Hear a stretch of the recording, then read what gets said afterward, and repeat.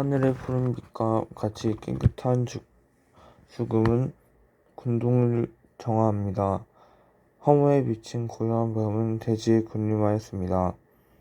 힘없는 촛불 아래 살이 떨리고 외로이 누워있는 오님이여 눈물의 바다에 꽃배를 띄었습니다.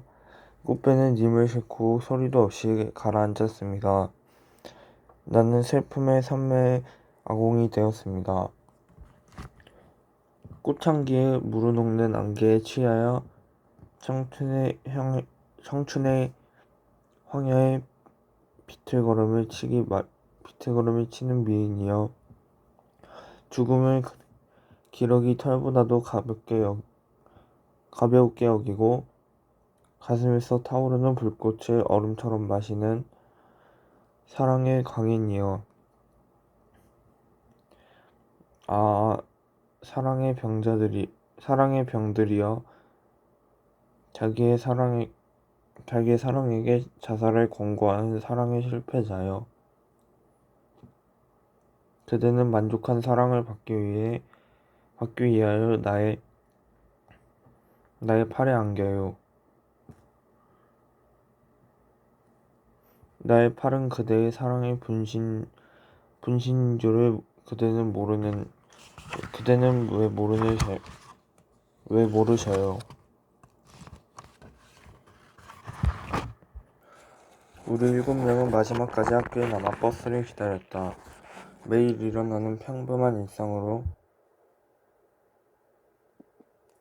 들릴 수 있겠지만 그날은 그냥 그런 겨울날이 아니었다. 역사의 한복판에 있던 모든 것이 한꺼번에 들이닥친 시점, 바로 그때 바로 그 장소에 있었다면 누구라도 사건의 일부가 되었을 것이다. 찾으러 오는 사람이 단 한 명도 없는 운명을 우리와 함께 나누게 되었을 것이다.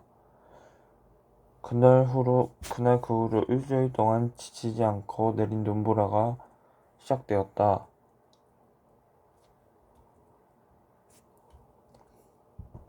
이런 엄청난 눈보라는 처음이었다.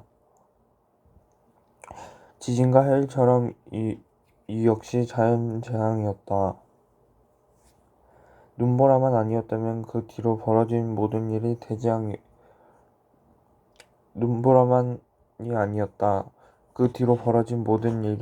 대재앙이었다. 전력 공급은 끊어지고 공항은 폐쇄되었다.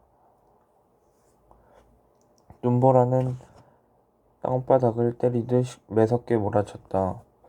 길은 완전히 통제되었다. 제설기도 서서히 멈췄다. 눈보라가 제설기를 덮쳤고 호진의 하루에도 높이 쌓인 눈덩이에 막혀버렸다. 제설기에 갇힌 채 얼어붙은 운전자만 봐도 눈보라가 어느 정도인지 알 수 있었다. 사람들은 집안에 몸을 웅크리고 앉아 있었다. 눈이 올 때면 그랬지만 그래봤자 6시간 내지 반나절, 길어봤자 하루였다. 하지만 이번에는 달랐다. 눈보라가 동북부 해안 쪽으로 올라와 머뭇거리는 동안 약해지기는커녕 강해졌다. 하강 중이던 거대한 한랭전선과 북상 중이던 거대한 온난전선 사이에 끼어버렸다.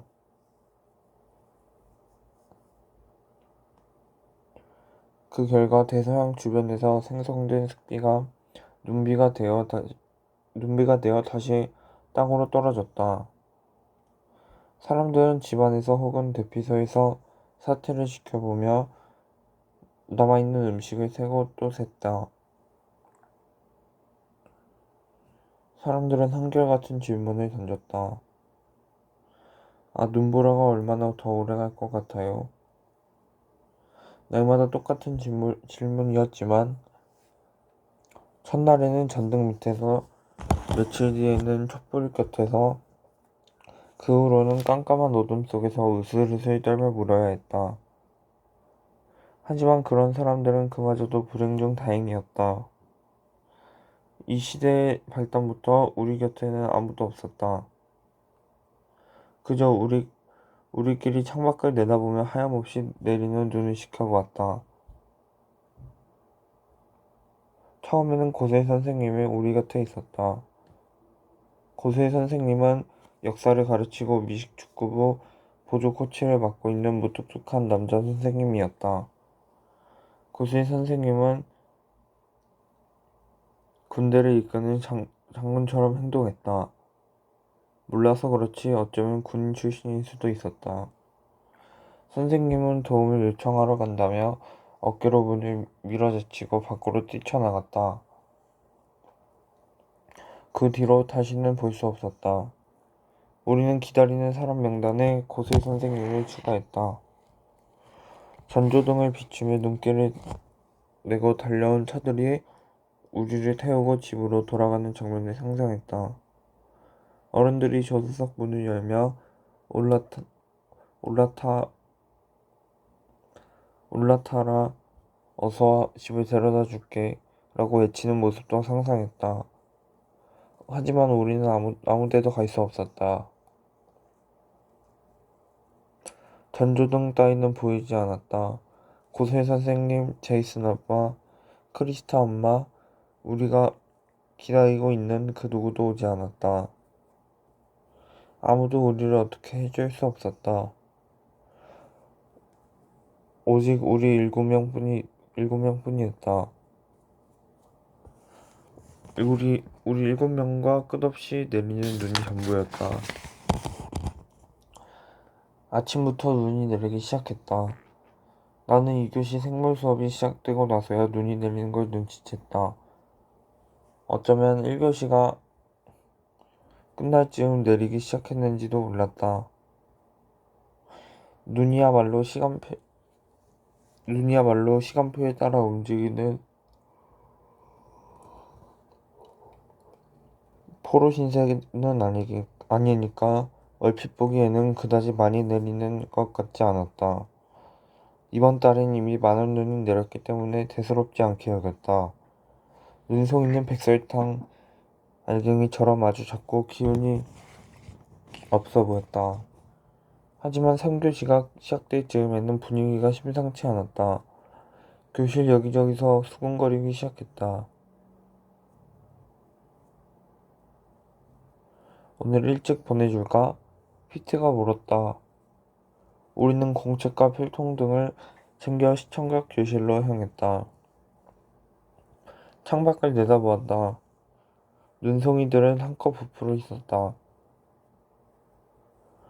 펑펑 쏟아지고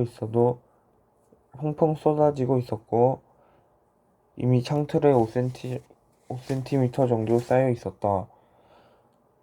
그럴지도 엄청 올 것 같지 않냐? 내가 되물었다. 폭설 온다고 했잖아. 대설주의보. 뉴스도 못 듣고 어디서 뭐 했냐? 피트가 물었다.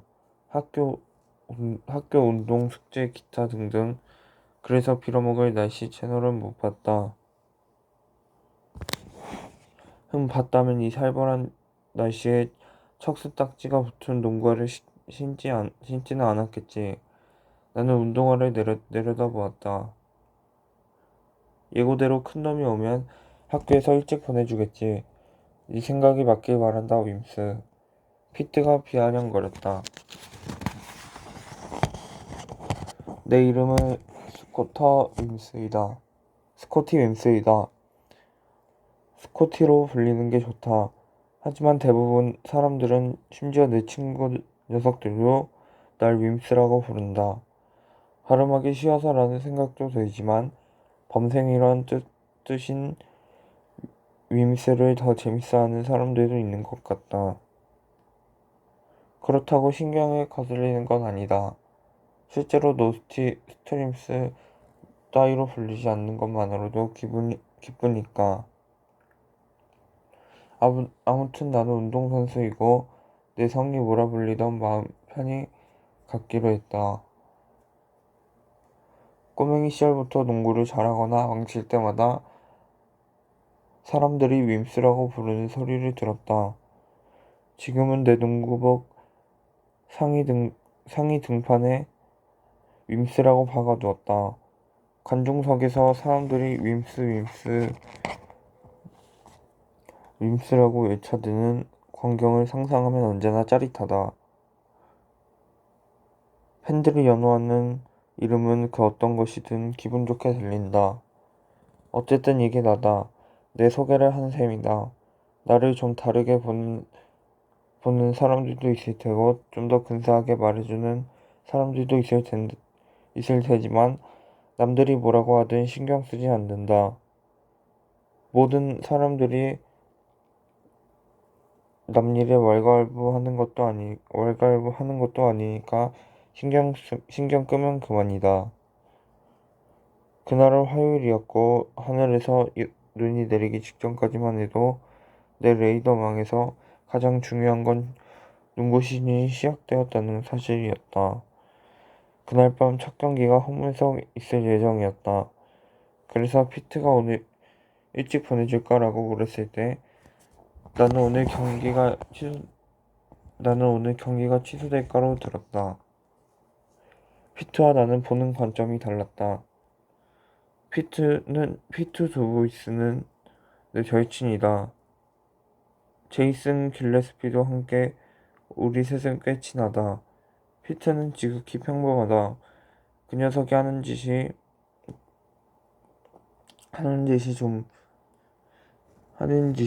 그렇다. 좀 이상하게 들리겠지만 피트는 운동을 즐기는 것도 아니고 그렇다고 미래의 미국 농부나 학생회 위원감도 아니었다. 물론 멋쟁이도 아니고 뛰어나게 머리가 좋은 편도 아니었다. 그렇고 그런 학생일 뿐 피트는 스탠다드 룩을 들었고 크리스마스나 생일 때 선물로 받은 옷을 가리지 않고 입었다. 하긴 우리 나이에는 그런 무던한 친구가 필요하다. 그러지 않으면 트집이나 잡는 까칠이라든가 매일 유니폼이나 다름없는 같은 옷을 입는 못난이라든가 음악을 크게 틀어놓으려고 기를 쓰는 멍청이에게 들려 쌓이니까. 피트에게 단축 수업이란 집구석에 처박혀 입안에 피자나 쑤셔 넣으며 비디오 게임으로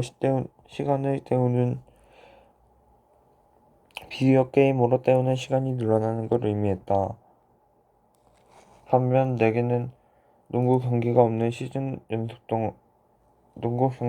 시즌 동안 연습을 바친 모든 시간이 대가를 받지 못하는 걸 의미했다. 체육관 안에서 우리 집에서든 도서관 뒷뜰에서든 내가 시도했던 모든 점프슛이 수포로 돌아가는 걸 의미했다. 농구를 비유하자면 다른 팀 슈팅가드가 나를 따라잡아 시간을 끌면서 내 시간을 빼앗는 것과 마찬가지였다. 경기를 취소하겠지. 보나마나야. 나는 피트에게 들리도록 말했다. 정말 실망인걸. 녀석이 대꾸했다. 우리는 9살 무렵부터 자전거를 타고 공동묘지를 함께 돌아다니던 동네 친구들이다. 그때나 지금이나 한결같다. 엄마들은 차에 치일 수도 있는 길바닥에서 자전거를 타는 것보다 차라리 죽은 사람들밖에 없는 묘지가 안전하다는 이유로 우리를 공동묘지로 내몰았다. 어릴 적 친구가 여전히 친구라는 게 이상하다는 생각이 들 때가 있었다. 보통 운동을 좋아하는 사내들은 비슷한 부류끼리 무리지어 다녔다. 나는 농구 선수지만 피트는 농구를 하지 않는다. 그건 제이슨도 마찬가지이다. 외곽슛을 맡은 나는 흔히 말하는 아웃사이더였다.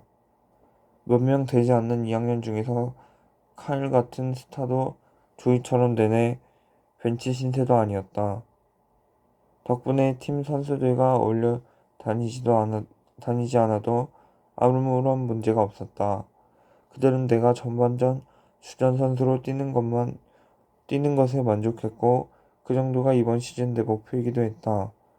나와는 달리 한창 좋은 시절을 보내고 있는 내 친구 피트와 제이슨한테까지 내 우정을 증명할 필요는 없었다. 농구 경기마다 슛을 성공할 때마다 그들을 의식할 필요도 없었다. 그럴 이유는 전혀 없었다. 너한테 할 말이 있어. 스페인어 시간에 책상을 사이에 두고 앉자마자 피트가 말했다.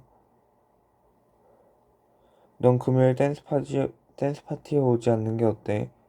왜 지난번처럼 마리사에게 수작 부리려고?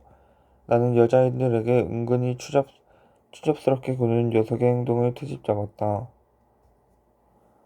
어라, 점잖은 사람을 불안당으로 만드네. 피트는 뭔가 더 말하고 싶은 눈치였지만 때마침 수업종이 울렸고 우리의 수다는 중단되었다. 올라 클래스. 체니 선생님이 자신만의 독특한 스페인어 발음으로 말하였다. 올라 시뇨라 체니. 대부분 여자애들이 대답했다. 그중 몇 명은 R 발음을 굴린다며 턱을 끌어당겼다. 나는 피트를 바라보았다. 피트도 날 쳐다보았다. 두 눈을 크게 뜨고 어깨까지 들썩이는 녀석의 낌새는 내가 무슨 말을 하려는지 알지? 라고 묻는 것 같았다. 하지만 결국 금요일 댄스 파티는 열리지 않았다. 피트와 나는 스페인어 수업이 끝나고 제이슨과 마주쳤다. 다른 아이들은 눈 이야기에 한창 빠져 있었다. 그때 하얀 커튼이 바람에 나부끼듯 백지가 돌돌 말리듯 흰 눈이 내리고 있었다. 그 순간에도 제이슨은 터무니없는 프레멘 베르퍼에 대해 말하고 싶어 했다. 그건 제이슨이 매달리고 있던 기술 수업 프로젝트였다.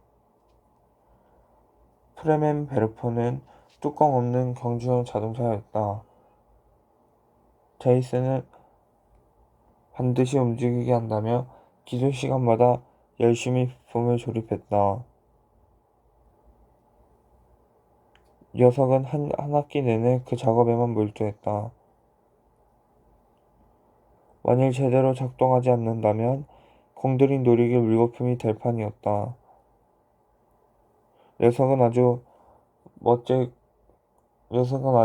거라며 떠벌리고 다녔다. 완성만 되면, 제대로 움직이면, 어찌어찌 하기만 하면. 그러면서 얘들아, 이리 와봐. 우리한테 적합한 장소가 있어. 제이슨이 말했다. 실습실에서 전동 공구를 가지고 놀자는 뜻이었다. 프레멘 베르퍼는 화염방사기에 해당하는 독일어다. 제이슨 덕분에 알게 된 유일한 독일어였다. 나는 독일어는 젬병이다. 스페인어도 고전을 면치 못하는 처지였다. 제이슨은 나뿐 아니라 자신이 아는 모두에게 프레멘 베르퍼에 대해 한 번 이상 설명했다. 보통 독일 무기라고 하면 제2차 세계대전을 떠올릴 것이다. 혹은 지금껏 보아 온갖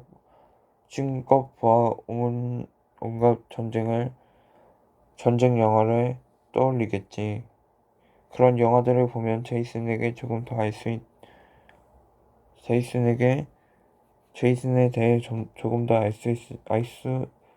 있다. 모두 아니지만 제이슨은 전쟁과 군대에 관한 것이라며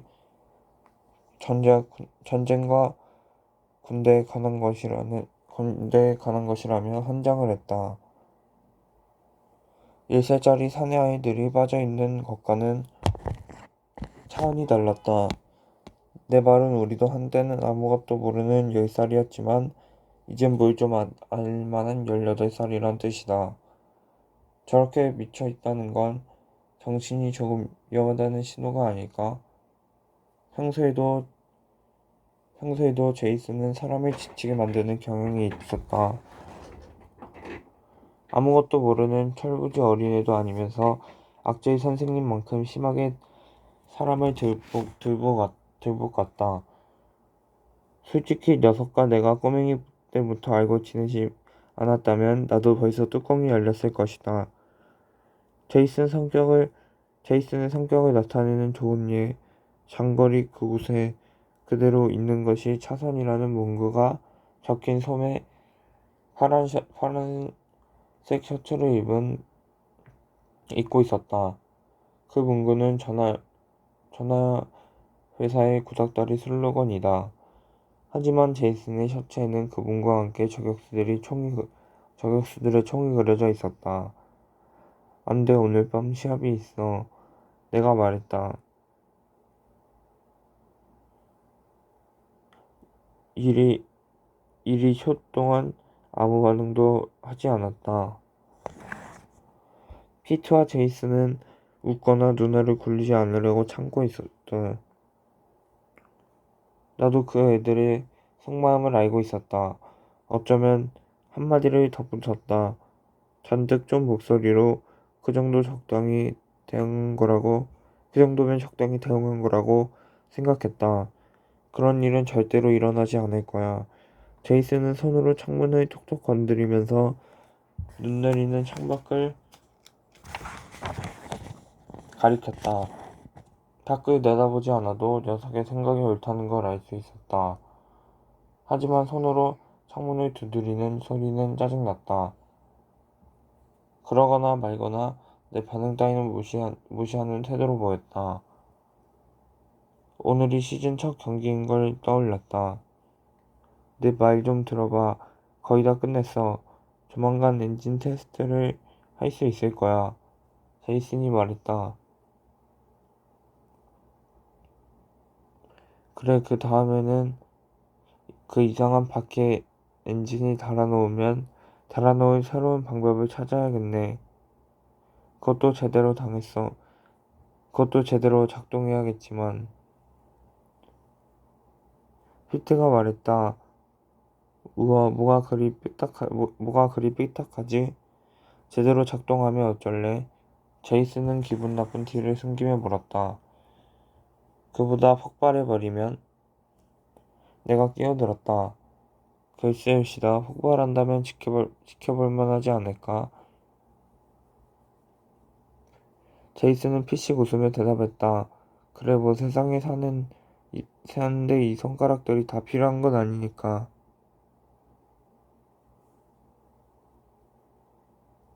내가 거들었다.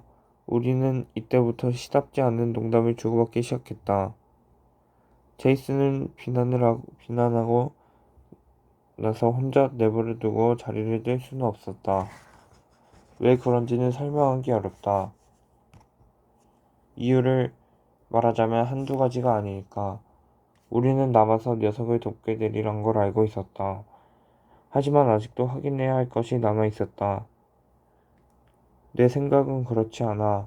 일찍 보내준다면 늦게까지 버스가 없을 거야. 내가 말했다. 아니야, 괜찮아. 우리 아빠가 데리러 올 거야. 알다시피 사륜 구동 트럭이 있어. 오늘은 여기서 3km 정도 떨어진 바로 강 건너 켄턴에서 일하고 계셔.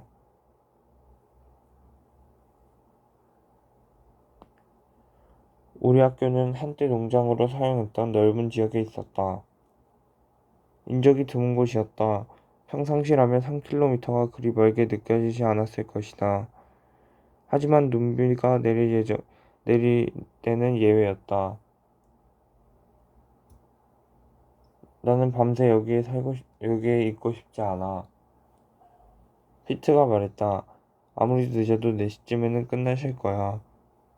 제이슨이 재빨리 대답했다. 그래?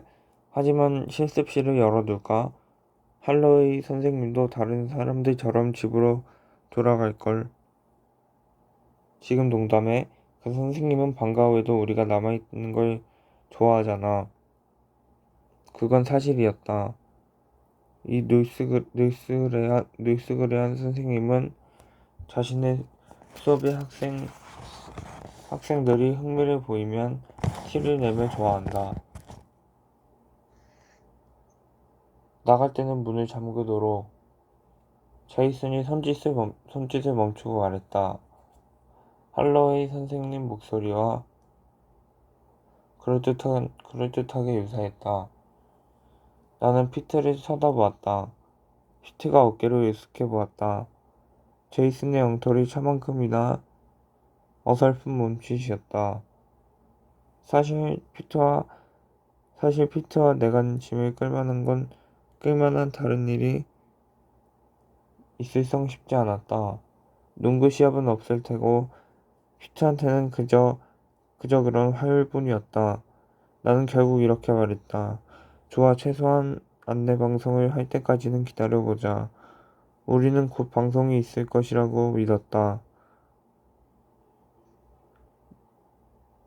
농구 경기 취소가 첫 소식이고 단축 수업이 그 다음 소식일 거라 생각했다. 우리가 머리 위쪽 벽에 스피커가 달려 있었다. 하지만 한참 동안 먹통이었다. 우리는 자리를 달고 일어나 다음 교실로 향했다.